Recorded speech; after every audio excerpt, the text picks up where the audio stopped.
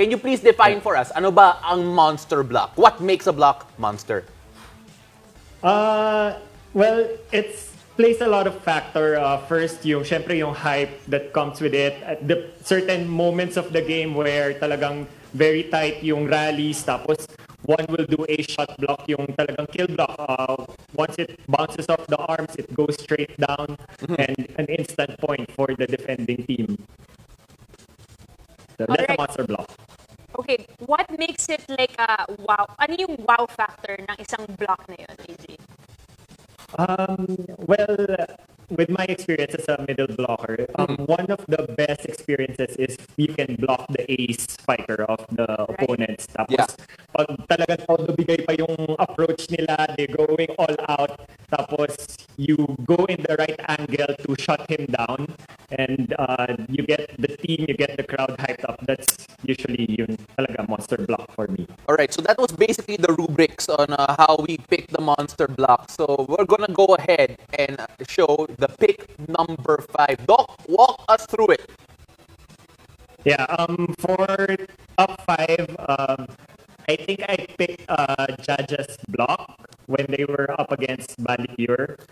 So that match, as we all know, BALIPURE was able to mount an upset on Cherry. So at this point, I'm sure there was some frustration in the part of Cherry na yung BALIPURE, he is not a finals contender, giving them a good match, and JAJA just waiting on that, on the middle of the court. Usually when the play is broken, everyone will just back up, and lalo na pag magiging back row yung attack, people expect that it's just going to be a top spin just to get the ball in. But JAJA, with her experience, just stayed there and just shut the block down. All right, AJ, how about your number 4? Okay, let's go through number 4. Sir, pick number 4 is Ria Meneses against Army back in July 18. It's the second set, 17 all. Walk us through this one. So once again, shutting down the ace is part of being qualified as a monster block. And in this case, it's Army, and it's Jovelyn Gonzaga, the Bionic Ilongga. And she's definitely the ace of Army. And Ria Meneses threw enough that she was able to read the setter because of that back arc. So usually, diba, pag middle blocker, you expect that the open is the ace. But in this set, she knew that the setter was going towards the back because of that back arc, and she was just at the right position. Grabe yun. And I've noticed that Ria Meneses has been doing pretty well as a middle blocker nitong huling 2021 PVL Conference. Absolutely. Yes. All right. Significant threat in the middle. Definitely. How about your pick number 3? DELL PALOMATA during their game against PLDT. Yeah, one of the, as I've been saying a whole lot of times, one of the more underrated players in the league since way before. But once she gets her footwork done, she's too tall and she can really penetrate her arms above the net. So talagang pag na-timingan niya yung angle and the approach, because she can penetrate well into the net, talagang the ball will just bounce down towards the floor. It's not gonna be a check out, derecho pababa. You know, these blocks are getting better and better. Now we move on to pick number 2. MADDIE against Army back in August 2.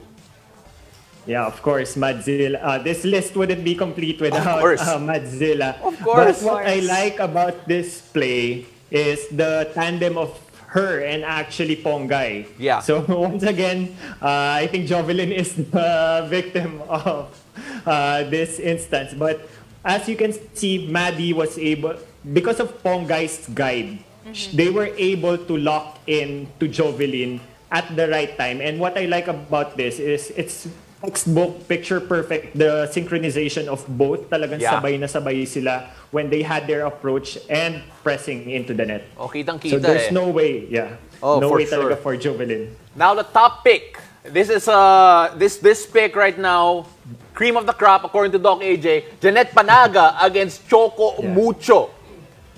Yeah. So when I saw this, actually, when I watched this before live, this instance gave me goosebumps because 2-all, fifth set, and what you can see in the slow-mo or the replay is that Jeanette already knew that Dina will go to Kat.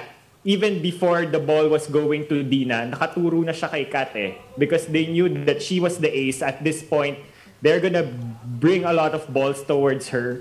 But yeah, she was all over Kat at that point.